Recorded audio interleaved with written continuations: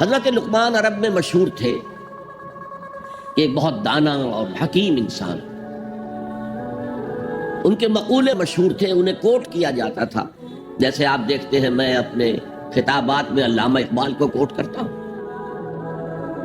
ایسے ہی ان کو بھی کوٹ کیا جاتا تھا، ان کے اقوال افعال. لیکن وہ عرب نہیں تھے، وہ نوبیا ایک علاقہ ہے کہ جو موجودہ سوڈان اور مصر کی سرحد کے قریب، حصہ سوڈان کا ہے لیکن مصر کے سرحد کے ساتھ ملحق، وہاں کے رہنے والے انسان تھے. سوسائٹی کے کسی اونچے طبقے سے تعلق نہیں تھا، پیشے کے اعتبار سے بڑھئی تھے، کارپینٹر تھے. لیکن اللہ تعالیٰ جس کو چاہے حکمت سے نواز دے. وَمَن يُؤْتَ الْحِكْمَةَ فَقَدْ أُوتِيَ خَيْرًا كَثِيرًا، جس کو اللہ تعالیٰ حکمت عطا کر دے اس کو تو گویا خیر کثیر عطا کر دیا گیا. شاہ ولی اللہ دہلوی رحمۃ اللہ علیہ کی ایک تالیف کا نام خیر کثیر بھی ہے، جیسے حجت اللہ البالغہ ان کی مشہور ترین کتاب ہے. تو خیر کثیر کیا ہے؟ حکمت. اس پہلو سے جیسا کہ میں عظمت قرآن کے ضمن میں عرض کر چکا ہوں کہ تعلیم و تربیت نبوی علی صاحب الصلاۃ والسلام کا جو ٹاپ کا درجہ ہے وہ تعلیم حکمت ہے. یتلو علیہم آیاتہ ویزکیہم ویعلمہم الکتاب والحکمہ. حضرت لقمان کو اللہ تعالیٰ نے حکمت عطا کی. اسی طرح حضرت یحییٰ کے بارے میں آتا ہے وآتیناہ الحکم صبیہ، ہم نے اسے بچپن ہی میں حکمت عطا کر دی تھی. یہ جو حضرت لقمان ہے، میں نے ان کے ضمن میں دو لفظ استعمال کیے ہیں، سلیم الفطرت، سلیم العقل. پہلے ان کو ڈیفائن کر لیجیے. انسان میں ایک عقل ہے اور یہ ہمارے وجود حیوانی کا حصہ ہے. تمام حیوانات میں عقل ہے، تھوڑی ہے، کم ہے، لیکن ہے. انسان میں یہ عقل ترقی کرتے ہوئے بہت بلندی پر پہنچی ہے. اسی عقل کا ظہور ہوا ہے بڑے بڑے فلسفیوں کی شکل میں. سقراط، افلاطون، ارسطو، یہ کون تھے؟ تو عقل جو ہے یہ خود اپنی جگہ پر ایک روشنی ہے، لیکن یہ انتہائے مقصود تک نہیں پہنچا سکتی. اس کی لیمیٹیشن سے اقبال کہتا ہے گزر جا عقل سے آگے کہ یہ نور چراغ راہ ہے، منزل نہیں ہے. یہ راستہ تو دکھاتی ہے لیکن منزل تک نہیں پہنچا سکتی. دوسری طرف لفظ فطرت ہے. فطرت کسے کہتے ہیں؟ فطرت کا تعلق انسان کے روحانی وجود سے ہے. یہ روحانی وجود جو ہے اپنے اندر کچھ گواہیاں لیے ہوئے ہے. اس وجود کے اندر اللہ کی معرفت اور اللہ کی محبت موجود ہے، لیکن پوٹینشل فارم میں ہے، بالقوہ ہے. اس کا ظہور ایک پروسیس سے ہوتا ہے. اس پروسیس پر ہم بعد میں آج گفتگو کریں گے انشاءاللہ. ابھی صرف ان دونوں اصطلاحات کو پہچان لیجیے. عقل خالص سے اگر کوئی شخص اس کائنات کی گتھی کو سلجھانا چاہے گا، عقل خالص، فطرت کو نظر انداز کرتے ہوئے، فطرت کے اشاروں کو نظر انداز کرتے ہوئے، فطرت کے اشاروں کی کرتا ہے نگہبانی، یا بندہ صحرائی یا برد کوہستانی، وہ فطرت سے قریب تر ہوتا ہے. بڑے بڑے شہروں میں رہنے والے لوگ فطرت سے دور تر ہو جاتے ہیں. بہت سے لوگوں کو آسمان دیکھنے کا موقع نہیں ملتا. اگر جا رہے ہیں دفتر کار میں جا رہے ہیں، اوپر چھت ہے، نکلتے ہی اندر گھس گئے، باہر نکلے ہیں فوراً بیٹھ گئے کار. گھر میں آئے ہیں، اپنے فلیٹ کے کسی مالے پر پہنچ گئے، وہاں کہاں آسمان نظر آئے. تو جتنا جتنا تمدن آگے بڑھا فطرت سے دور ہوتا چلا گیا. لیکن اس فطرت کے اندر جو شہادت مضمر ہے وہ ایک بہت بڑی حقیقت ہے. اب اگر تو یہ دونوں چیزیں، فطرت کے اشارات اور عقل کی رہنمائی، دونوں کے نتیجے میں، دونوں کے امتزاج سے جو شے وجود میں آئے گی اس کا نام حکمت ہے. اور جو عقل خالص سے جو شے وجود میں آئے گی وہ فلسفہ ہے۔ قرآن مجید نے فلسفے کا لفظ استعمال نہیں کیا، عقل خالص اور خالص منطق کے نتیجے میں انسان جہاں تک پہنچتا ہے اسے فلسفہ کہہ سکتے ہیں۔ اور یہ فلسفے جو ہیں، میں نے کسی موقع پر شاید عرض کیا ہے کہ ویسے تو بے شمار ہیں، ایگزسٹانشلزم ہے اور امپیریلزم ہے اور میٹیریلزم ہے اور ریئلزم ہے اور آئیڈیلزم ہے، نمنکلزم ہے، لاجیکل پازیٹیوزم ہے برٹرینڈ رسل کا، لیکن یہ دو بڑی بڑی کیٹیگریز میں تقسیم ہے۔ ایک یہ خیال ہے کہ اس کائنات کی اصل بنیاد کچھ آئیڈیاز پر ہے، یہ آئیڈیلزم کہلاتا ہے، یہ افلاطون اس کا بانی ہے اور اس کی شاخیں ہیں۔ ایک یہ کہ نہیں، اصل وہ نہیں، تصورات نہیں، اصل یہ کائنات ہے، یہ ریئل ہے، یہ ریئلزم کہلاتا ہے، اسی کی شاخیں ہیں، امپیریلزم، میٹیریلزم، لاجیکل پازیٹیوزم وغیرہ وغیرہ۔ عقل خالص جو ہے اس کے بارے میں نوٹ کر لیجئے کہ اس کی آخری انتہا یا سکیپٹسزم ہے، ارتیابیت، شک، ہر طرح شک، ہر چیز کے بارے میں شک، اور یا پھر ایگنوسٹسزم ہے، لا ادریت، کہ ہم نہیں پہچان سکتے، اس حقیقت کا علم حاصل کر ہی نہیں سکتے، وہاں تک ہماری رسائی ہو ہی نہیں سکتی، لا ادری، میں نہیں جانتا، تو لا ادریت، ایگنوسٹسزم، یا ارتیابیت، ریب سے بنا شک، اور اس سے بنا ہے سکیپٹسزم۔ اصل میں اگر عقل سفر کرے فطرت کی رہنمائی میں، دونوں کے امتزاج سے ایک یقین پیدا ہوتا ہے، بعض حقائق تک انسان خود پہنچ جاتا ہے، پھر ان حقائق کی جب پرزور تائید ہوتی ہے کسی نبی کے پیغام کے ذریعے تو فوراً لبیک کہتا ہے، جیسے کہ پہلے سے منتظر بیٹھا تھا۔ دیکھنا تقریر کی لذت کے جو اس نے کہا، میں نے یہ جانا کہ گویا یہی میرے دل میں تھا۔ وہ ایسے آتا ہے، والہانہ آتا ہے، جیسے ابو بکر صدیق ہے۔ حضور فرماتے ہیں میں نے جس شخص کے سامنے بھی دعوت رکھی اپنی، اس نے کچھ نہ کچھ توقف ضرور کیا، کچھ غور و فکر کے لیے وقت صرف کیا، کچھ نہ کچھ تردد رہا اس کو، سوائے ابو بکر کے، کہ میں نے جیسے ہی اس کے سامنے دعوت رکھی اس نے فوراً تصدیق کی۔ اس کی وجہ کیا ہے؟ وہ ان مقامات تک خود پہنچ چکے تھے اپنی عقل اور فطرت کی رہنمائی میں، تبھی تو تصدیق کر سکتا ہے، ورنہ کتنی بڑی بات ہے، میں اللہ کا رسول ہوں، مجھے مانو، ایمان لاؤ مجھ پر۔ لیکن یہ کہ اگر اندر وہ کچھ موجود ہے پہلے سے، جس بات کی دعوت دے رہے ہیں، تو اس کی تصدیق میں کوئی دیر نہیں لگے گی۔ تو اس کی ایک کامل مثال غور کیجئے کہ ایک شخص جو نہ نبی ہے نہ رسول ہے، اور اس کا اتنا مفصل ذکر ہو رہا ہے، 8 آیات پر مشتمل ایک رکوع مکمل، اور آپ کو معلوم ہے اس سورت کا نام بھی سورہ لقمان ہے۔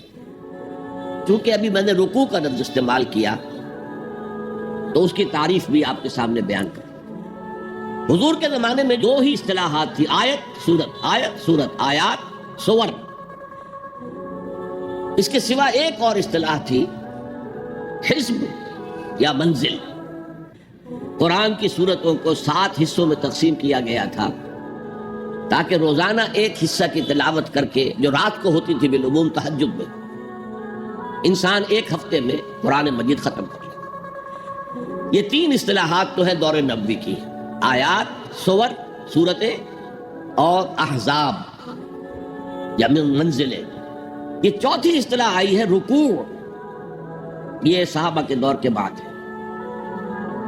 بڑی صورتوں کو اس لیے رکوعوں میں تقسیم کیا گیا کہ ایک رکوع کو ایک رکعت میں پڑھ لیا جائے، رکعت رکوع کے ساتھ ہے۔ آپ کو معلوم ہے جسے جماعت میں رکوع مل گیا اس کی رکعت ہو گئی، اس کی رکعت جو ہے وہ پوری ہے۔ ظاہر بات ہے کہ سورہ بقرہ جو ہے پوری ایک رکعت میں پڑھنا تو ممکن نہیں ہے عام انسان کے لیے، لہذا اسے تقسیم کیا گیا رکوعوں میں، اور یہ تقسیم بڑے ارلی دور میں ہو گئی تھی، دور نبوت کے فوراً بعد، اور یہ تقسیم بڑی حکمت پر مبنی ہے، ایک مضمون مکمل ہو جائے، ایسا نہ ہو کہ ایک بات چل رہی تھی اور اچانک امام جو ہے وہ رکوع میں چلا گیا، بات کٹ گئی، اور پھر کبھی اس نے بات ایسی شروع کر دی جس کا تعلق اپنے ما سبق سے، ما قبل سے ہے ہی نہیں۔ یہ کام کرتے ہیں وہ ائمہ جو عالم نہیں، حافظ ہے، قاری ہے، عالم نہیں ہے، اور اس میں بسا اوقات بڑی شدید تکلیف ہوتی، کوفت ہوتی۔ تو یہ رکوع جو ہے ان میں بڑی صورتوں کو تقسیم کیا گیا تاکہ اتنے حصے ہو جائیں کہ ایک رکعت میں ایک انسان تلاوت کر لے اور مضمون پورا ہو جائے، بات کہیں درمیان میں نہ ٹوٹے۔ اب دیکھیے اس پورے رکوع کا اس وقت درس دینا میرے لیے ممکن نہیں ہے، اس کو میں نے صرف ایک شہادت کے طور پر پیش کیا ہے، لیکن اس کے ذریعے ہمیں معلوم ہو جائے گا کہ عقل و فطرت کی رہنمائی میں انسان کہاں تک پہنچ سکتا ہے، جہاں سے آگے صرف عقل و فطرت رہنمائی نہیں کر سکتی۔ فرمایا وَلَقَدْ آتَيْنَا لُقْمَانَ الْحِكْمَةَ أَنِ اشْكُرْ لِلَّهِ، ہم نے لقمان کو حکمت عطا کی تھی کہ کر شکر اللہ۔ گویا کہ حکمت کا لازمی نیسیسری تقاضا، نتیجہ اللہ کا شکر۔ اب اس میں دیکھیے دو چیزیں مل گئی، شکر اور اللہ کا شکر۔ کس کا شکر؟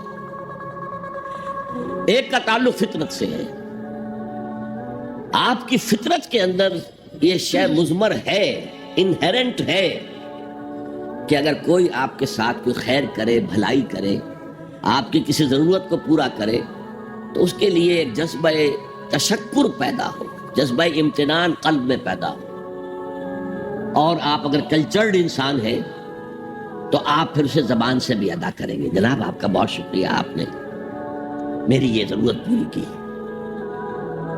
شکر فطرت انسانی کی صحت کی علامت ہے، جس کو میں نے کہا سلیم الفطرت، یہاں تک کہ یہ حیوانات میں موجود ہے۔ آپ کسی پیاسے جانور کے سامنے پانی کی بالٹی رکھ کے، اب وہ دیکھیے جب وہ اپنی پیاس بجھا کر نگاہیں اٹھا کر آپ کو دیکھے گا تو اس کی آنکھوں کے اندر جذبہ تشکر جو ہے جھلکتا ہوا صاف نظر آتا۔ تو فطرت کا تقاضا ہے، فطرت کی صحت کا تقاضا ہے کہ جذبہ تشکر موجود ہے۔ عقل کا تقاضا یہ ہے کہ اس ہستی کو پہچانے جس کے لیے کہ یہ شکر ہے۔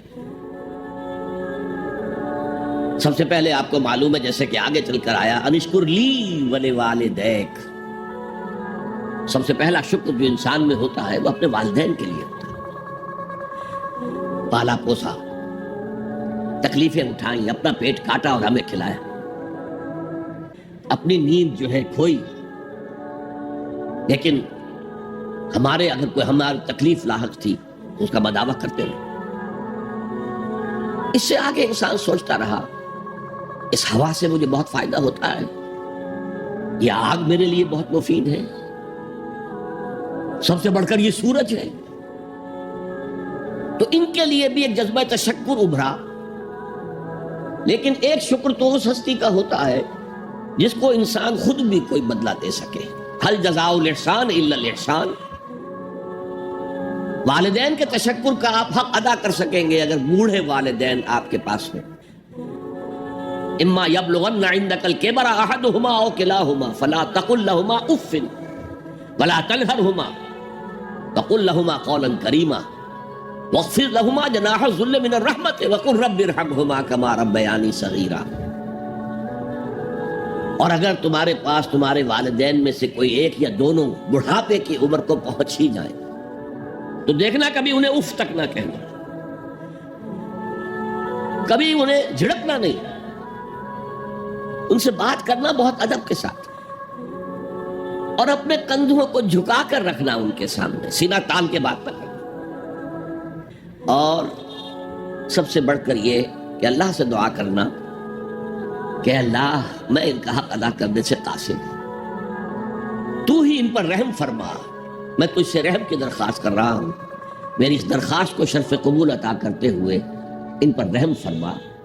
یہ گویا کہ آخری ہے وَقُلْ رَبِّ ارْحَمْهُمَا كَمَا رَبَّيَانِي صَغِيرًا۔ بہرحال بڑھاپے میں خدمت کی ہے تو کچھ نہ کچھ تو حق ادا کیا ہے، لیکن اگر کسی ایسے شے کا معاملہ ہے، میں بہت زیادہ وقت نہیں دینا چاہتا اور درمیانی کڑیاں بھی بیان کرتا، سورج ہے، اس کی ساری حرارت سے یہ سارا نظام چل رہا ہے، یہ بھی کہتے ہیں سورج ہی کا ٹوٹا ہوا ٹکڑا ہے یہ زمین، اسی سورج کی حرارت سے فصلیں پکتی ہیں، اسی سورج کا عمل تو ہے جو پانی کو بخارات بنا کر اٹھا رہا ہے سمندر سے، اسی سورج کے اتار چڑھاؤ سے ہواؤں کا نظام ہے، اسی سولر انرجی کو توارے درخت جو ہے جذب کر رہے ہیں، اور ان کی لکڑی کو جلا کر وہی سولر انرجی ان میں سے تم نکال لیتے ہو۔ گویا کہ انسانی زندگی کا جہاں تک انسان سوچ تک ہے وہ دار و مدار سورج پر ہے، لیکن سورج کا شکریہ کیسے ادا کرے، اس کے ساتھ کیا احسان کرے، کیا بھلائی کرے، کیا خدمت کرے؟ لیکن اگر نہ کیا جا سکے تو آدمی سر ٹیک دیتا ہے، تعظیم کرتا ہے، یہیں سے شکر بڑھ کر عبادت کی شکل اختیار کرتا ہے۔ اور آپ کو معلوم ہے پوری دنیا میں اللہ کے سوا سب سے زیادہ جس کو پوجا گیا ہے وہ سورج ہے، لیکن عقل کی ایک چھلانگ اور ہے، صرف ایک چھلانگ۔ یہ سورج اور چاند تو ایک نظام میں جکڑے ہوئے معلوم ہوتے ہیں، ہر روز ایک ہی نظام سے معاملہ چل رہا ہے، کوئی اور ہے جس کے نظام میں یہ جکڑے ہوئے ہیں؟ یہ ایک چھلانگ ہے، یہی چھلانگ لگائی حضرت ابراہیم علیہ السلام نے، تارا ستارہ چاند سورج سب کی نفی کر کے انی وجہت وجہی للذی فطر السماوات والارض حنیفا وما انا من المشرکین۔ یہ ہے عقل کا معاملہ، فطرت، شکر کا جذبہ، عقل اس ہستی کو پہچان لینا کہ جو تمام ہماری نعمتوں کا عطا کرنے والا، انشکر للہ، شکر کر اللہ کا، وَمَن يَشْكُرْ فَإِنَّمَا يَشْكُرُ لِنَفْسِهِ، اور جو کوئی شکر کرتا ہے اللہ کا وہ اپنے ہی بھلے کو کرتا ہے۔ کیوں؟ اب اس کی شخصیت کے ارتقاء کے لیے، ترقی کے لیے، استحکام کے لیے ایک راک فاؤنڈیشن فراہم ہو گئی ہے، اس کی شخصیت کا ارتقاء ہوگا، اس کی شخصیت بنے گی، اس کی خودی توانا ہوگی۔ وَمَن كَفَرَ، اب یہاں پہچانیے لفظ کفر کو، یہ شکر کے مقابلے میں آ رہا ہے۔ وَمَن كَفَرَ، کفر کے معنی جو ہے اصل میں چھپا لینا ہے۔ کفارہ کسے کہتے ہیں؟ گناہ کا کفارہ ہے، قسم کھائی تھی توڑ رہا ہوں کفارہ دے رہا ہوں، یا کہیں کہہ بیٹھا تھا اپنی بیوی کو تم میری ماں کی طرح ہو، اس کو کفارہ دینا ہے، سورہ مجادلہ میں ذکر ہے۔ تو ڈھانپ دینا یعنی فطرت سے ابھرنے والے اس جذبے کو روک دینا، جذبہ تشکر کو دبا دینا، یہ کفر ہے۔ اور اس کے ساتھ ایک لفظ جو بہت عام آتا ہے، الذین کفروا وکذبوا بآیاتنا، کفر تو خود اس نے کیا ہے، اس کے اندر فطرت جو تھی اس فطرت کو اس نے دبایا ہے۔ سیکنڈریلی جب رسول کی دعوت سامنے آئی ہے، آیات سامنے آئی، ان کا انکار کیا ہے، تکذیب کی۔ یہ دو چیزیں ایک نہیں ہے، ہم مانی نہیں ہے۔ یہ ایسا نہیں ہے کہ جیسے گورا چٹا، یہ گویا کہ ایک ہی مفہوم کے لیے دو الفاظ ہیں، نہیں نہیں، کفر اور شے ہے، تکذیب بالکل دوسری شے ہے، جھٹلا دینا۔ تو وَمَن كَفَرَ فَإِنَّ اللَّهَ غَنِيٌّ حَمِيدٌ، تو اللہ تعالیٰ تو غنی ہے، اسے کوئی احتیاج نہیں ہے کہ کوئی اس کی تعریف کرے نہ کرے، اس کا کوئی شکر ادا کرے نہ کرے۔ وہ حمید ہے، اپنی ذات میں خود ستودہ صفات ہے، خود محمود ہے، کوئی حمد کرے نہ کرے۔ البتہ حمد کے معنی یہاں سمجھ لیجئے، حمد شکر اور ثنا دونوں سے مل کر بنتا ہے۔ الحمدللہ کل ثنا بھی اللہ کے لیے ہے اور کل شکر بھی اللہ کے لیے۔ انشکر للہ ومن یشکر فإنما یشکر لنفسہ ومن کفر فإن اللہ غنی حمید۔ اسی کے ساتھ عقل قدم آگے بڑھتی ہے۔ وَإِذْ قَالَ لُقْمَانُ لِابْنِهِ وَهُوَ يَعِظُهُ يَا بُنَيَّ لَا تُشْرِكْ بِاللَّهِ۔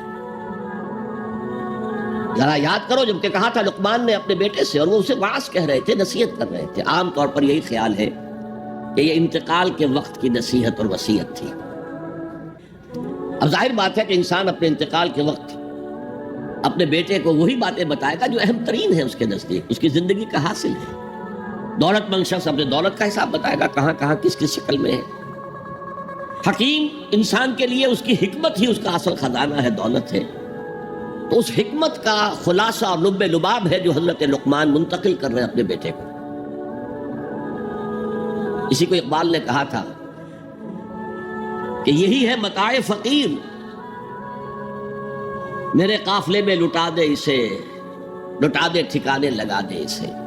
میرے پاس جو حکمت ہے، جو بھی میں نے قرآن سے اخذ کی ہے حکمت، یہی کچھ ہے۔ ساقی متاع فقیر، اس اے ساقی متاع فقیر یہی کچھ ہے، میرے قافلے میں لٹا دے اسے، لٹا دے ٹھکانے لگا دے اسے۔ اب حضرت لقمان کیا کہہ رہے ہیں؟ پہلی وصیت، پہلی نصیحت، اللہ کے ساتھ شرک نہ کرنا۔ یہ بھی عقل کا تقاضا ہے۔ یہ پورا نظام کائنات کا اتنا مرکزیت لیے ہوئے ہے، اس کے اجزاء آپس میں اس طرح مربوط ہیں کہ یہاں کنٹرول کسی ایک ہی ہستی کا چل سکتا ہے، دو کا نہیں۔ دو کا ہوگا لفسدتا، اللہ کے سوا بھی کوئی الہ ہوتا تو کائنات میں فساد ہو جاتا ہے۔ ایک کی مرضی یہ ہے، دوسرے کی یہ ہے۔ قرآن میں یہ بھی آیا ہے کہ پھر ہر جو الہ، ہر خالق اپنی شے لے کے علیحدہ ہو جائے گا۔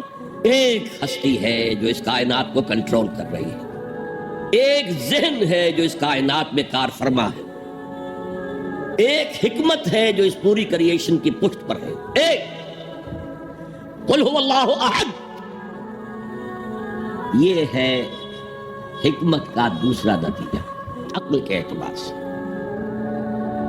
لا تشرک باللہ، اب یہاں میں شرک کی اقسام نہیں بیان کر سکتا۔ ان الشرک لظلم عظیم، یقیناً شرک بہت بڑی زیادتی ہے، بہت بڑا ظلم ہے۔ ظلم کسے کہتے ہیں؟ عربی میں اس کو کہتے ہیں وضع شیء فی غیر محلہ، کسی شے کو اس کے اصل مقام سے ہٹا دینا۔ اور شرک کی دو ہی شکلیں ہیں، یا تو خدا کو اس کے اصل مقام رفیع سے اتار کر مخلوقات کی صف میں لے آتے ہیں، اس میں کوئی احتیاج ثابت کر دیتے ہیں، یا جیسے تورات میں اس کے جو بھی مرتبین تھے، اس کی تباہی کے بعد 587 قبل مسیح میں تورات تباہ ہو گئی تھی، اس کے کچھ 100 سال بعد کچھ لوگوں نے اپنی یادداشتوں سے مرتب کی ہے، وہ ہے اس وقت تورات کے نام سے جو دنیا میں ہے۔ یہ بھی ہے انسانی سطح پر لے آئے، یا پھر مخلوقات میں سے کسی کو اللہ کی جگہ پہنچا دیا۔ دونوں جو ہیں ظلم، یعنی وضع شیء فی غیر محلہ، شے کو اس کی اصل حقیقت سے، اصل جگہ سے، اصل مقام سے، اصل مرتبے سے ہٹا دینا۔ ان الشرک لظلم عظیم، شرک فی الذات بدترین شرک ہے، اللہ کی ذات میں بیٹا ماننا، بیٹی ماننا، یا یہ اللہ ہی نے اس کائنات کی شکل اختیار کر لی، ہر چیز خدا ہے۔ فلسفوں میں یہ ہماؤس کا فلسفہ، یہ شرک فی الذات کی بدترین صورت ہے، بدترین صورت ہے۔ پھر شرک فی صفات ہے۔ بدقسمتی سے ہماری زبان میں الفاظ، صفات کے لیے جو الفاظ ہیں وہ مشترک ہیں اللہ میں اور مخلوق میں۔ اللہ موجود ہے، ہم بھی موجود ہیں۔ اللہ علیم ہے، ہم بھی علیم ہے، عالم ہے، علامہ بھی ہے، علامہ۔ یہ جو اشتراک لفظی ہے، اس سے بھی مغالطے پیدا ہوتے ہیں۔ اللہ کی جملہ صفات اس کی ذاتی ہے، قدیم ہے جیسے اس کی ذات قدیم ہے، اور غیر انتہائی ہے، لامحدود ہے، جبکہ مخلوقات کی ہر صفت عطائی ہے، اللہ کی دی ہوئی ہے، ذاتی نہیں ہے، محدود ہے، لامحدود نہیں ہے۔ اور جیسے اس کا وجود حادث ہے، اس کی صفت بھی حادث ہے۔ یہ فرق اگر ملحوظ رہے تب تو آدمی بچ جائے گا شرک فی صفات سے، ورنہ گڑبڑ ہو جاتا ہے بات۔ پھر شرک فی الحقوق، اللہ کا حق ہے کہ اس کی بندگی کی جائے، اس کا حکم مانا جائے، اس کا قانون نافذ کیا جائے، اس کی حاکمیت تسلیم کی جائے۔ اس میں اگر آپ آ کر شریک ہو گئے، ہم خود حاکم ہیں، حاکمیت جمہور، سلطانی جمہور کا آتا ہے زمانہ، جو نقش کہن تم کو نظر آئے مٹا دو، شرک ہے۔ فرعون خدائی کا دعویٰ کر کے عظیم ترین شرک کا ارتکاب کر رہا تھا، نمرود نے خدائی کا دعویٰ کیا، عظیم ترین شرک کا ارتکاب کر رہا تھا۔ یہ شرک کی میں نے 3 موٹی، اس میں تفاصیل ہیں بہت، تو اس قال لقمان لابنہ وهو یعظہ یا بنی، اب بنیہ کو نوٹ کیجئے، اے میرے چھوٹے سے بچے، اس کا یہ مطلب نہیں ہے، یہ پیار سے ہے۔ والدین کے لیے بیٹے جوان ہو جائے تب بھی بچے ہی رہتے ہیں، وہ محبت ان سے اسی طرح کرتے ہیں جیسے چھوٹے بچوں سے کی جائے۔ تو یہ اس میں تصغیر ہے، یا بنی، اے میرے چھوٹے سے بچے، لا تشرک باللہ، اللہ کے ساتھ شرک مت کیجو، ان الشرک لظلم عظیم، شرک بہت بڑا ظلم ہے۔ ووصینا الانسان بوالدیہ، اب حضرت لقمان کی نصیحتوں کا سلسلہ توڑ کر بیچ میں اللہ ایک وصیت خود اپنی کر رہے ہیں یا اس کا اثبات کر رہے ہیں، اور ہم نے وصیت کی ہے انسان کو اس کے والدین کے بارے میں۔ یہ بھی فطرت انسانی میں ہے، والدین کا شکر ادا کرنا، والدین کے حقوق تسلیم کرنا، ماننا، ان کی خدمت کرنا۔ بچپن میں انہوں نے انگلی پکڑ کر تمہیں چلایا تھا، اب ہو سکتا ہے بوڑھے باپ کو انگلی پکڑ کر آپ کو چلانا پڑے، تو اس کو اپنی طرح منسوخ کیا۔ کیوں؟ اگر حضرت لقمان کہتے تو اس میں ذرا جھجک والی بات تھی کہ اپنے حقوق اپنے بچے کو بتا رہے ہیں۔ اللہ نے مضمون کی تکمیل کے لیے ووصینا الانسان بوالدیہ، اس سے پہلے سورہ عنکبوت میں آیا ہے ووصینا الانسان بوالدیہ حسنا، ہم نے انسان کو وصیت کی ہے والدین کے حق میں بھلائی کی، نیک سلوک کی۔ اچھا، والدین میں سے والدہ کا معاملہ والد کے مقابلے میں بہت بڑھ کر ہے۔ والد تو آپ کو معلوم ہے جو بھی ایک تعلق ہوا بیوی سے، اس کے بعد کا جو سارا معاملہ ہے وہ تو ماں کے پیٹ میں، ماں کا خون چوس کر وہ بچہ پل رہا ہے۔ حملتہ امہ وہنا علی وہن، اسے اٹھائے رکھا اس کی ماں نے کمزوری پر کمزوری جھیل کر، وفصالہ فی عامین، پھر 2 سال تک جوک کی طرح چمٹا رہا ہے اور اس کا دودھ پیتا رہا ہے، اس کی توانائی سک کرتا رہا۔ لہذا والدہ کا حق والد کے مقابلے میں ایک حدیث نبوی کی روح سے 3 گنا ہے۔ یہ بہت اہم نقطہ ہے۔ یہ ایک حدیث میں آتا ہے کہ ایک صحابی نے حضور سے پوچھا، حضور میرے حسن سلوک کا اولین مستحق کون ہے؟ فرمایا تیری ماں۔ کہا ان کے بعد؟ فرمایا تیری ماں۔ تیسری مرتبہ پوچھا، ان کے بعد؟ تیری ماں۔ چوتھی مرتبہ پوچھا تو کہا تیرا باپ۔ گویا کہ والدہ کا حق، اس کی خدمت، اس کے ساتھ نرمی، کہیں اس کے دل کو ٹھیس نہ پہنچا دینا، اس لیے کہ بڑا سخت قسم کا نفسیاتی معاملہ ہوتا ہے۔ آپ کو معلوم ہے جب بچے تھے ہم تو اپنے والدین کی محبت کا مرکز تھے، ان کی ساری محبت ہم پر مرکوز تھی، ہم بھی ان کی شفقت کو مانتے تھے، محبت کرتے تھے۔ ہماری شادی ہو گئی، اولاد ہو گئی تو ہمارا ایک نیا مرکز محبت وجود میں آ گیا، بیوی سے محبت ہے، اولاد سے محبت ہے۔ اب بوڑھے والدین کے اندر پیاس پیدا ہوئی محبت کی۔ یہی ہمارے ہاں ساس بہو کا جھگڑا جو ہے اس کی اصل بنیاد نفسیاتی یہ ہے کہ ان کے دلوں میں پیاس ہوتی ہے۔ اب اگر ان کی دلجوئی کی جائے، ان کو وقت دیا جائے، ان کے پاس بیٹھا جائے، ان کی باتیں سنی جائیں، تب تو ان کو کچھ نہ کچھ جو ہے تسکین ہوتی ہے، ورنہ ایک بڑا احساس محرومی شدید پیدا ہو جاتا ہے والدین کی۔ یہی وجہ ہے کہ صرف 2 چیزیں ہیں جن کا محض دیکھنا تعظیم اور محبت کے ساتھ موجب ثواب ہے، عبادت ہے۔ خانہ کعبہ کو محض دیکھنا عبادت ہے، بیٹھ کر تعظیماً دیکھتے رہو، طواف بھی نہیں کر رہے، دیکھنا بھی عبادت ہے۔ اور بوڑھے والدین کو محبت بھری نگاہ سے دیکھنا عبادت ہے۔ اب یہاں دیکھیے اللہ تعالیٰ کو جیسے کہ کہیں کسی جگہ پر فرمایا گیا ان اللہ لا یستحی من الحق، سورہ احزاب میں ہے کہ تمہارا طرز عمل نبی کے لیے تکلیف دیتا، لیکن نبی حیا کی وجہ سے تم سے کچھ کہہ نہیں سکتے۔ تو اللہ کو تو کوئی حیا جو ہے کسی حقیقت کو روک لینے پر آمادہ نہیں کر سکتی۔ تو یہاں اللہ صاف فرما رہا اشکر لی ولوالدیک، پہلا شکر میرا ہے، خالق میں ہوں، والدین کے دل میں شفقت میں نے ڈالی ہے، مقدم شکر میرا ہوگا۔ ولوالدیک، مخلوق میں سب سے زیادہ شکر والدین کے، اور یہ قرآن میں 5 جگہ آیا۔ وَقَضَىٰ رَبُّكَ أَلَّا تَعْبُدُوا إِلَّا إِيَّاهُ وَبِالْوَالِدَيْنِ إِحْسَانًا، سورہ بنی اسرائیل، سورہ بقرہ میں ہے، سورہ نساء میں ہے، انشکر لی ولوالدیک الی المصیر، لوٹنا تو میری طرف ہے، میں حساب لے لوں گا کہ تم نے میرا بھی شکر ادا کیا تھا یا نہیں، اور اپنے والدین کا بھی شکر ادا کیا تھا یا نہیں۔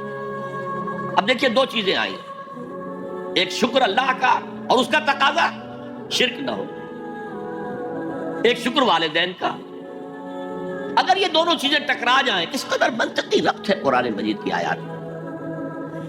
والدین حکم دے رہے ہیں شرک کرو، کیا کریں؟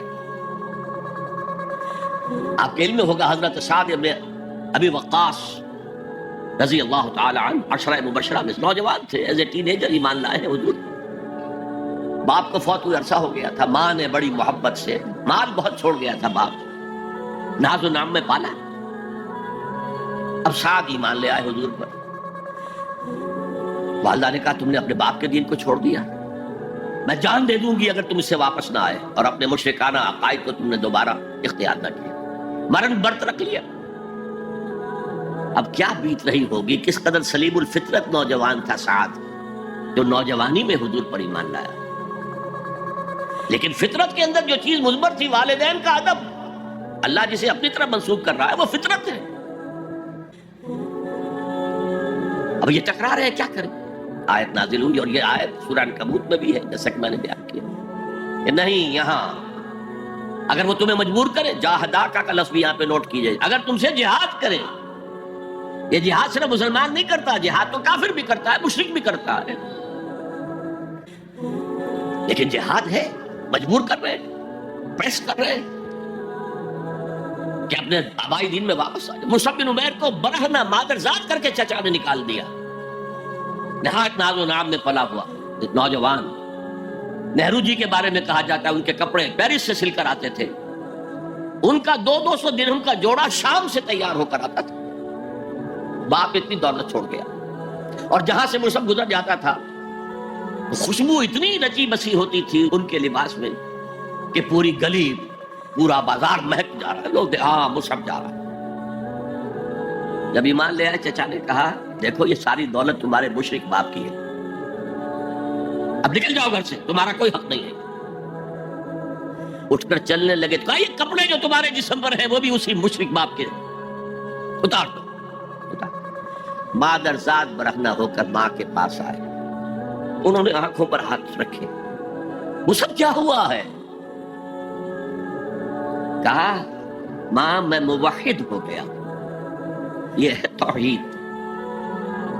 موحد اپنے آپ کو سمجھنا کچھ اور ہے، زندہ قوت تھی زمانے میں یہ توحید کبھی، اور اب کیا ہے؟ فقط ایک مسئلہ ہے علم کلام۔ وَإِن جَاهَدَاكَ عَلَىٰ أَن تُشْرِكَ بِي مَا لَيْسَ لَكَ بِهِ عِلْمٌ فَلَا تُطِعْهُمَا۔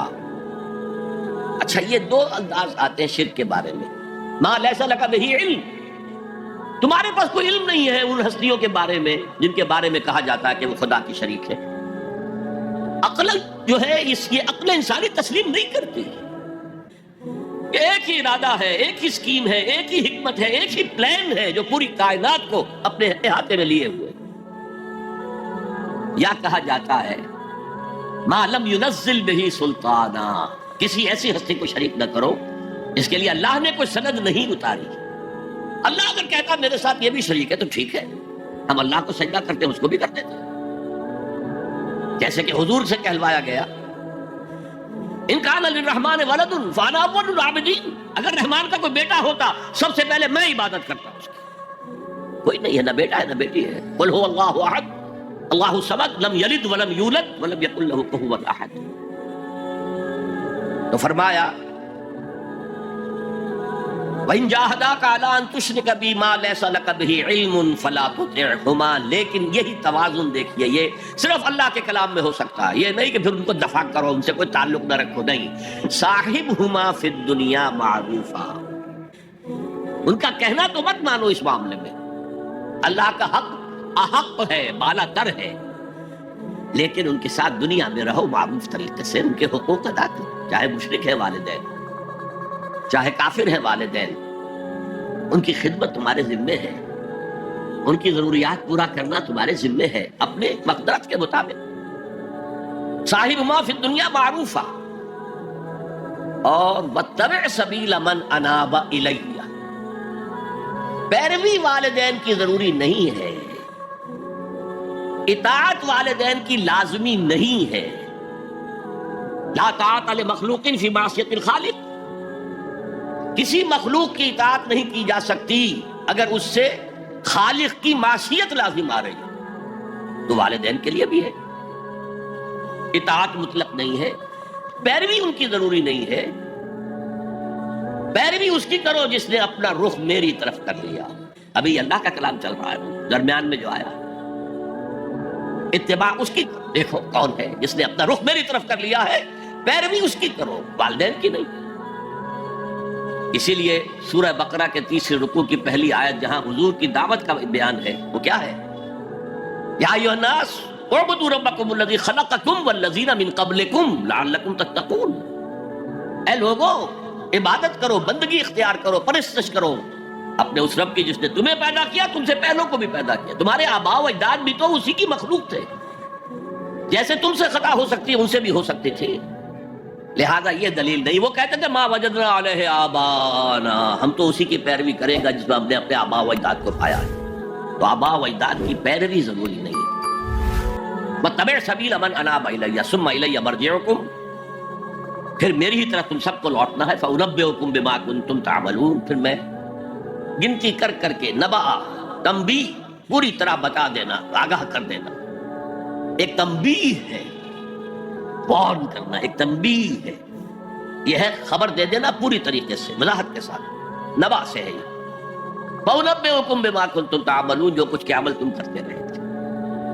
اب اس کے بعد پھر حضرت لقمان کی نصیحت، یا بنی انہا ان تک مثقال حبۃ من خردل،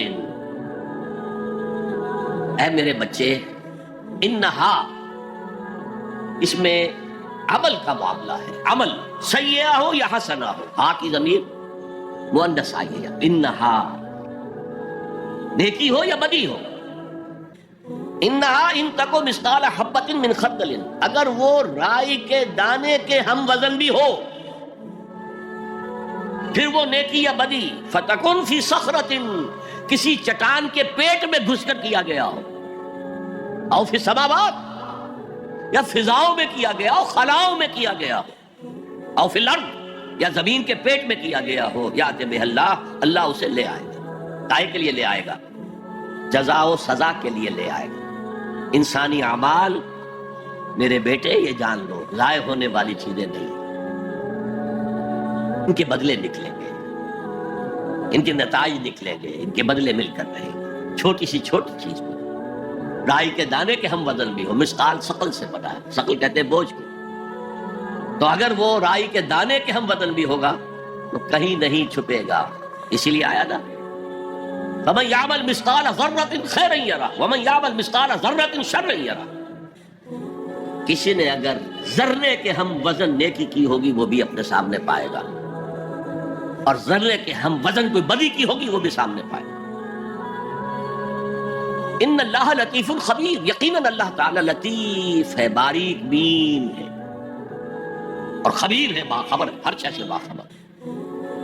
لا یخفی علیہ شیء فی الارض ولا فی السماء، کوئی شے اس پر مخفی نہیں ہے، نہ زمین کی نہ آسمانوں کی۔ تیسری نصیحت، یا بنی اقم الصلاۃ وامر بالمعروف وانہی عن المنکر واصبر علی ما اصابک، اے میرے بچے نماز قائم رکھ۔ اب نماز سے مراد کون سی نماز ہے؟ آپ اس سے اپنی نماز نہ سمجھیے، ہم سے پہلے بنی اسرائیل کے اندر کچھ اور نماز کی شکل تھی، ہمیں کچھ اور نماز کی شکل دی گئی ہے، ہمیں نماز کے اوقات اور دیے گئے، ان کے کچھ اور تھے، لیکن کیا شے مشترک؟ اللہ کے ساتھ ایک لا لگانے کی شکل، اللہ کے ساتھ تجدید عہد کرتے رہنا، اللہ تعالیٰ کے ساتھ ایک تعلق قلبی اور ایک ربط ذہنی برقرار رکھنے کا کوئی نظام ہونا چاہیے۔ وہ ستون مانو اسے، الصلاۃ عماد الدین، تو نماز قائم رکھ، میں نے ترجمہ رکھ کیا ہے، کر نہیں۔ ظاہر بات ہے کہ لقمان بھی نماز پڑھتے ہوں گے، جو بھی نماز تھی ان کی، اور یقیناً ان کا بیٹا بھی پڑھتا ہوگا، اس لیے یہاں نماز قائم کر کی بجائے بہتر ترجمہ ہے نماز قائم رکھ. وامر بالمعروف ونہی عن المنکر. اب پھر فطرت کا معاملہ آ گیا. فطرت انسانی واقف ہے کہ یہ شر ہے یہ خیر ہے، جسے میں نے اس سے پہلے کہا ہے کئی مرتبہ، بیسک ہیومن موریلٹی جو پوری انسانیت کی میراث ہے، ہر مذہب میں وہی ہے.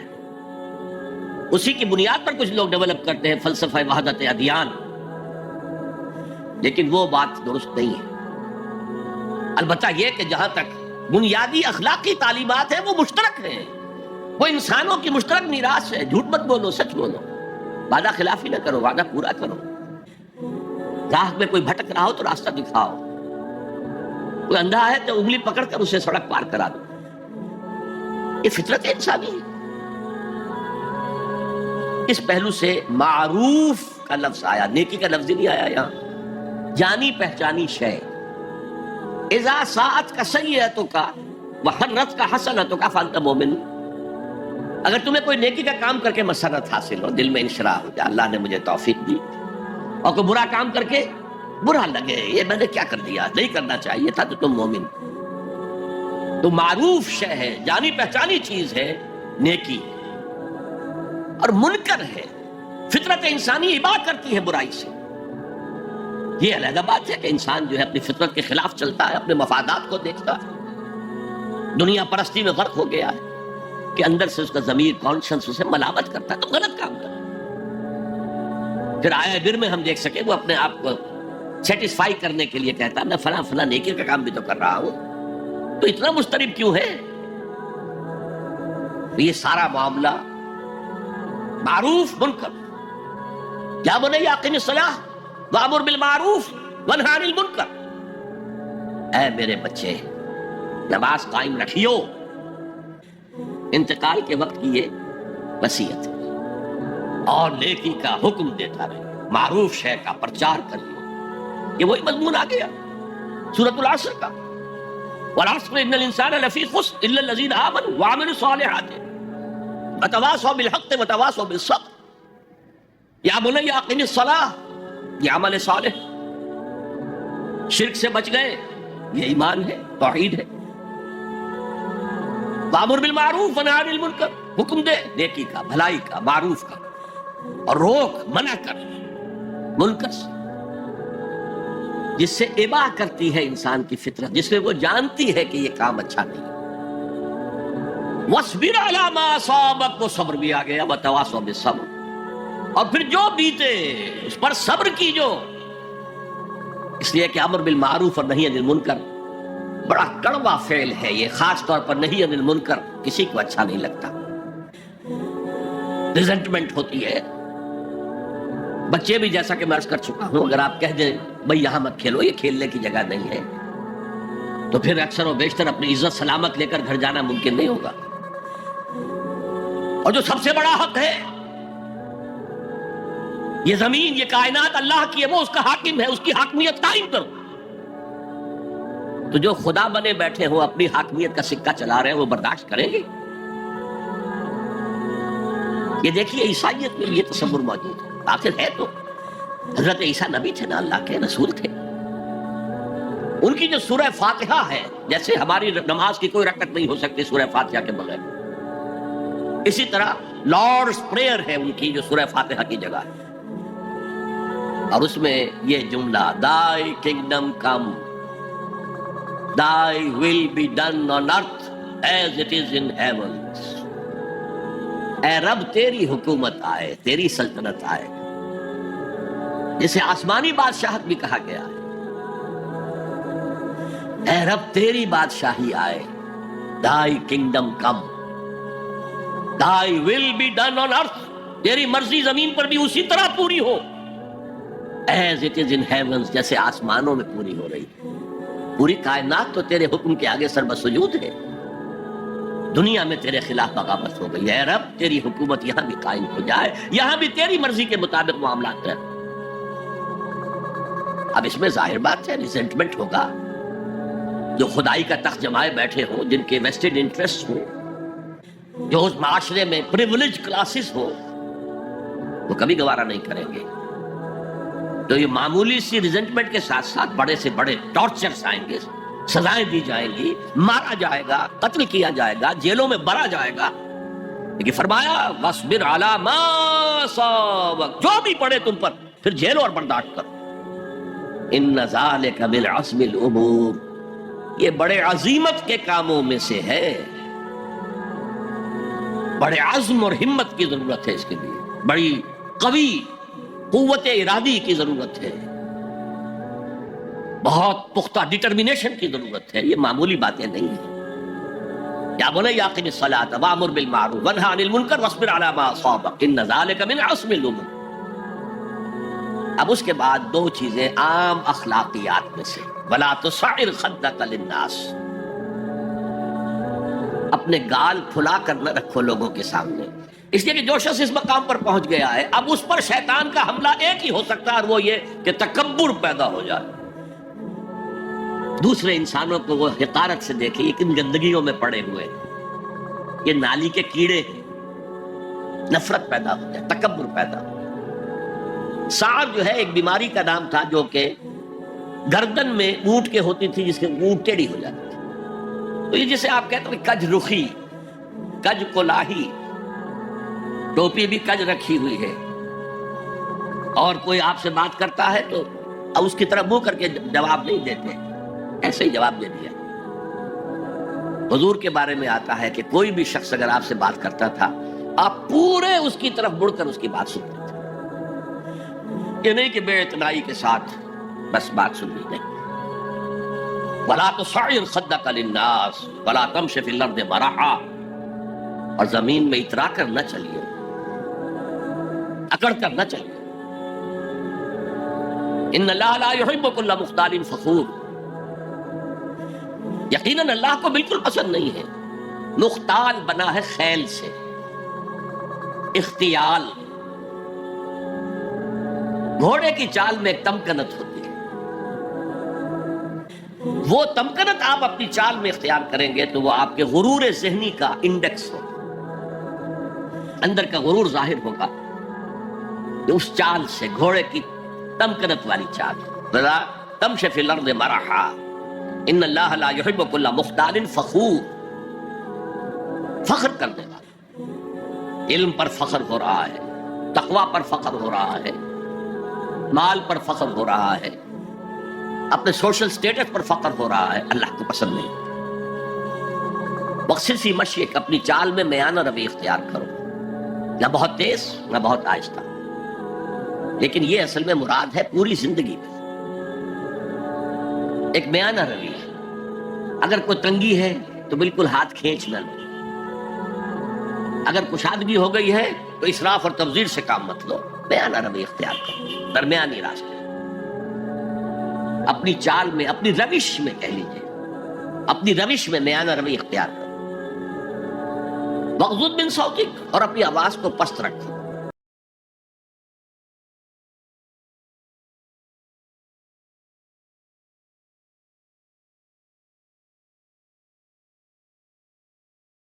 میرا بندہ جب مجھے اپنے دل میں یاد کرتا ہے میں بھی اسے اپنے دل میں یاد کرتا ہوں.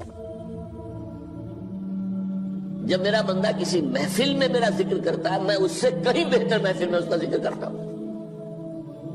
اللہ کی محفل تو ملائے اعلیٰ کی ہے، ملائکہ مقربین کی ہے. بہرحال اللہ کو تم اپنے دل میں مستحضر رکھو، اللہ تعالیٰ تمہیں بھی یاد رکھے گا.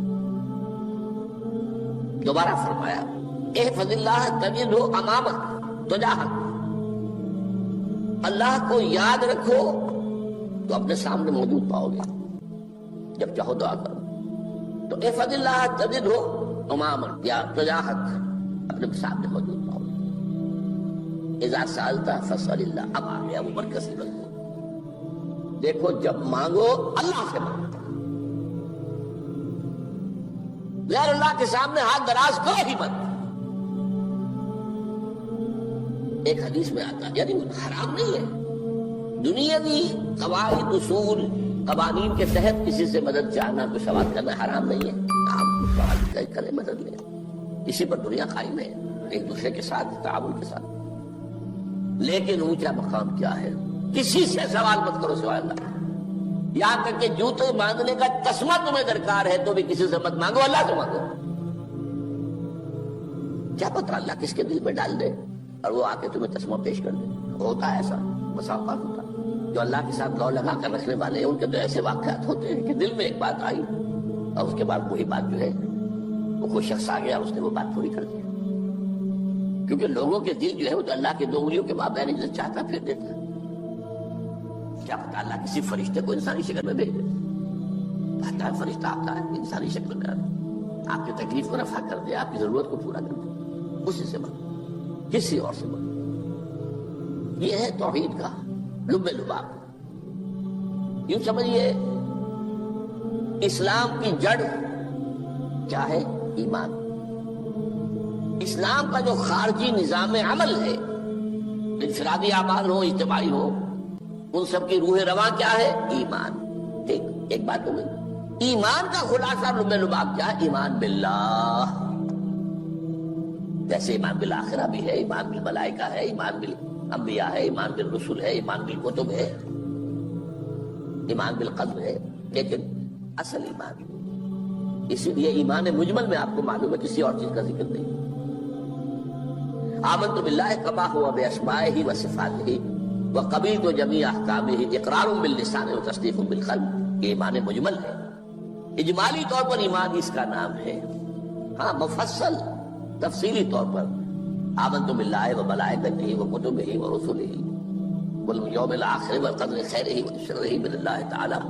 تو اسلام کی جڑ ایمان، اور اسلام کا سارا جو نظام عمل ہے، چاہے انفرادی اعمال ہو چاہے اجتماعی، ان سب کی روح رواں ایمان، اور ایمان کا خلاصہ ایمان باللہ۔ اور ایمان باللہ کا اصل حاصل وہ ہے جو اس حدیث میں آ رہا، اس کے دو ہیں تقاضے، عبادت صرف اسی کی، استعانت صرف اسی سے۔ اس لیے میں نے سورہ فاتحہ کا تذکرہ شروع میں کیا۔ یہ عبادت کا جوہر ہے، عبادت کا جو ہے یہ ایمان کا حاصل، عبادت صرف اس کی ہے اور استعانت صرف اس سے۔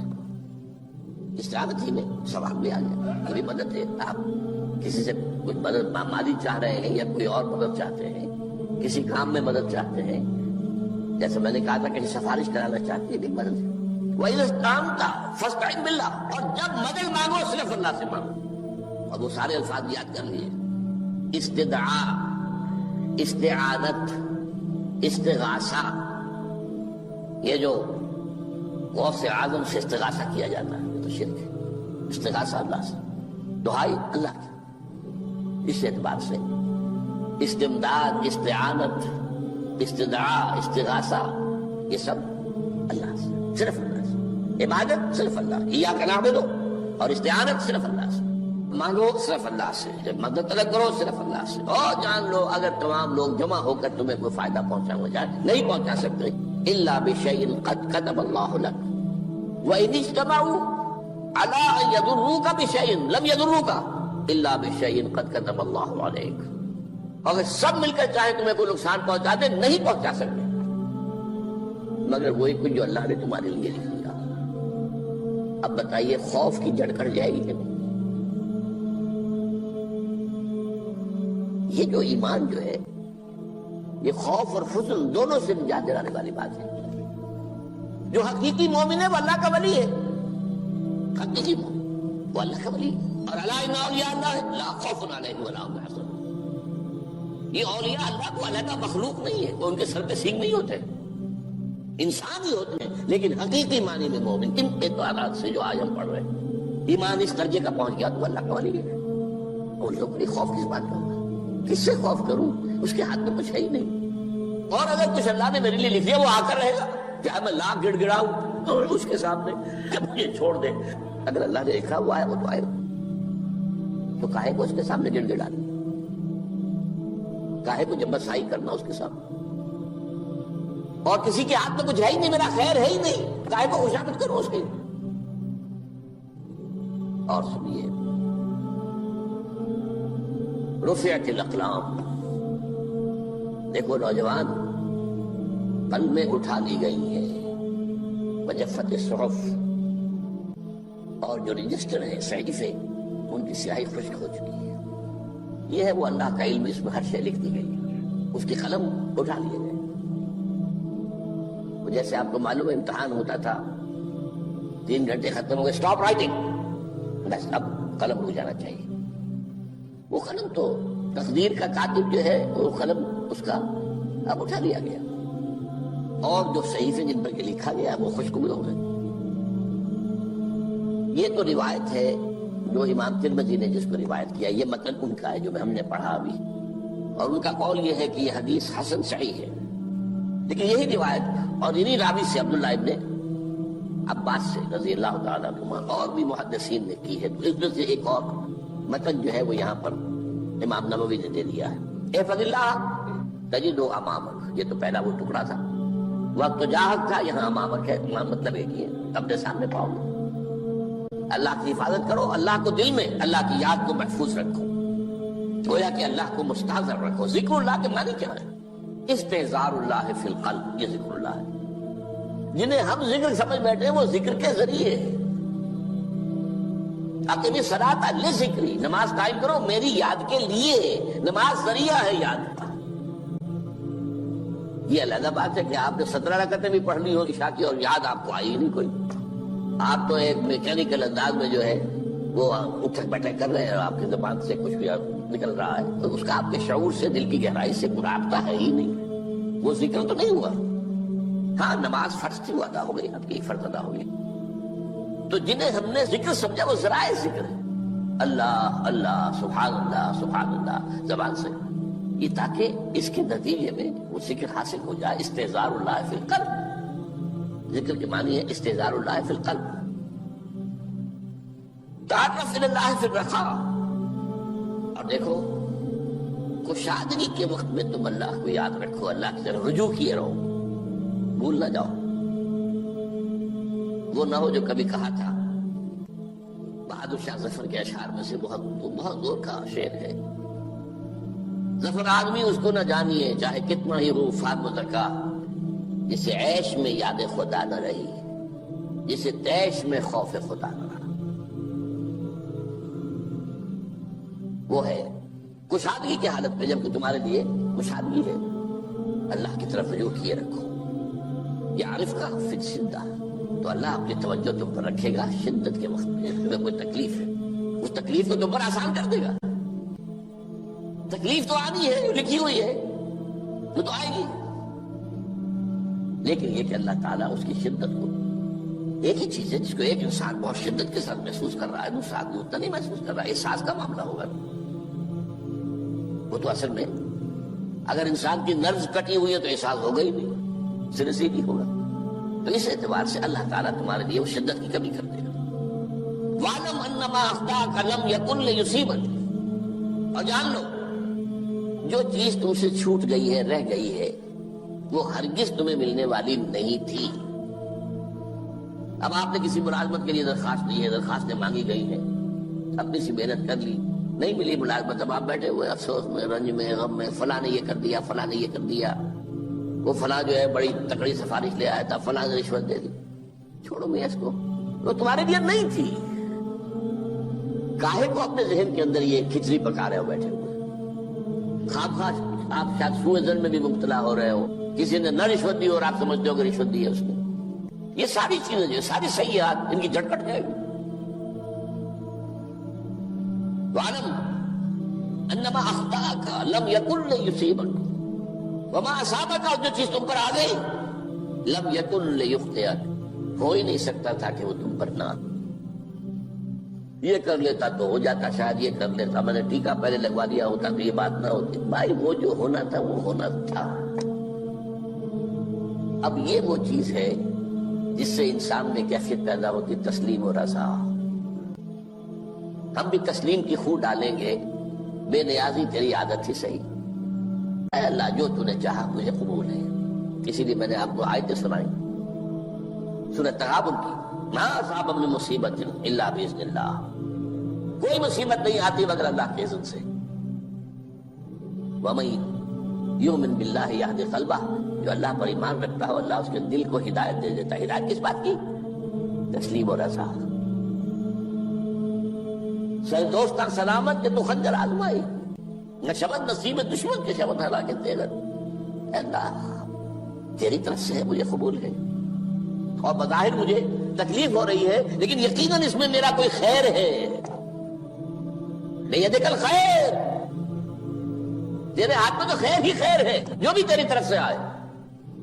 سر تسلیم خم ہے جو مزاج یار میں. اور یہ مضمون جو ہے زیادہ بڑے پیمانے پر سورہ حدید میں آیا ہے.